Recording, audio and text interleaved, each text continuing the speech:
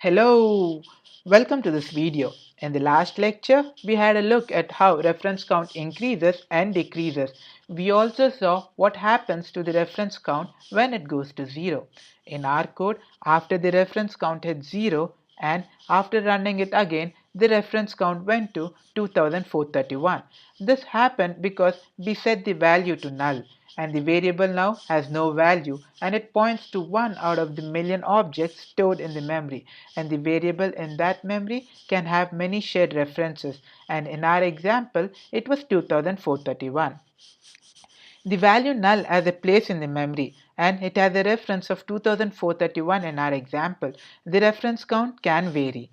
The variable gets destroyed by the garbage collector when it's not being referenced to anything, that is, when its count is 0. In our example, variable a underscore id had a reference count of 0 and that variable gets destroyed by the garbage collector. I told there was a limitation with reference counting algorithm.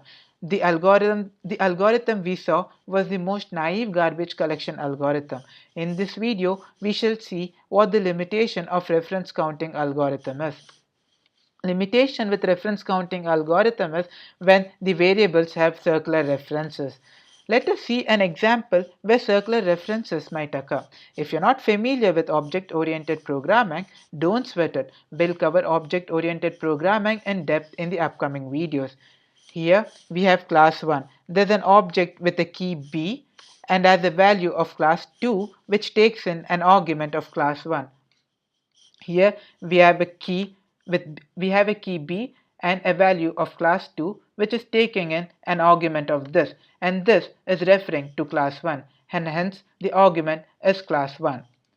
And we have a class 2 with the key of a and as a value of a. The a is coming from the parameter a and has a value of class 1 because when we call 2 with an argument of this was being referred to class 1 and this is being sent as a parameter and this parameter is being assigned to the key a. Okay, cool. Now, when we create an instance of class 1 and when we create an instance and assign that instance to the variable myClass, we get a memory address of class myClass, and that myClass has a place inside of the memory. And myClass now has an address with the value which we get after running our class 1. Now, when we run class 1 inside of our constructor method, we can see that key b has a value which calls 2 with an argument of class 1, and now 2 executes, and inside of 2 we have an object with key a and a value of class 1 which was passed in as a parameter. We know that class 2 has an address of its own and class A has an address of its own. So when we console log the address of 2 inside of the constructor of class 2, we get the address of class 2 which is 0x105c1b198. And when we console log the address of the key A, we get the address of class 1 which is 0x105b160 because parameter A is referring to class 1. Now, after executing class 2, we go back to class 1, and when we console log the address of 1, we get the address which is 0x105cb160. And when we console log the address of B, that is this one, when we console log the address of A, we get the address of class B, that is 0x105c1b198 because the key B is referring to class 2. This is known as circular reference. If you're still dicey about what's happening, please post a question in the Q&A section. And if you're confused about what's happening with the classes, don't sweat it. We shall cover object-oriented programming in depth in the upcoming videos. We'll touch on circular references in the object-oriented programming module. Okay, here we have class 2 with the memory address of 0x105c1b198 which is the memory address of class 2 and 0x105c1b160 which is the memory address of class 1, and inside of class 1 we have a memory address of 0x105c1b160 which is the memory address of class 1, and the memory address of class 2 is b with the value 0x105C1B198.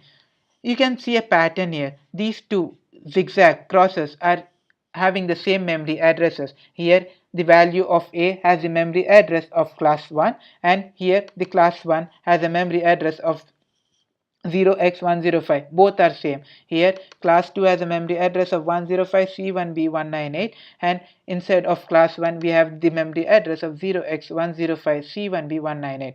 Both are having circular references, that is class 2 as a reference to class 1 and class 1 as a reference to class 2. This is the limitation. The limitation comes when the variable myClass is set to null. The reference count is now 0. In the previous example, when the reference count went to 0, the other references that had the reference of that variable got destroyed too. But with circular references, when myClass reference when myClass reference count goes to 0, object with key B and object with key A don't get destroyed because they share references with each other, and garbage collector doesn't know what to do with them, and it leaves them in the memory saying, I'm not going to get involved in this mess. There are two objects in the memory sharing references with each other, and I don't know how to delete them both. If only one object was referencing the other objects or variables, I would have deleted the object and the objects or variables referencing that object, that is the root object. But in this case, there are two, and I am not going to get involved in the confused affair. But what about the discarded memory? They lie in the memory, doing nothing, and occupy space in the memory for no good cause. This results in memory leak. When we assign the variable myClass with none, these two are lying in the memory because this wasn't destroyed by the garbage collector. Now what is it doing in the memory? It's doing nothing and occupies space in the memory for no good cause. This results in memory leak. What is a memory leak? Memory leak happens when a program fails to release a discarded memory. This causes issues in the performance. In the next video, we shall touch a bit on a different algorithm that modern browsers use to destroy the objects which are unreachable. Thanks for watching. See you in the next video.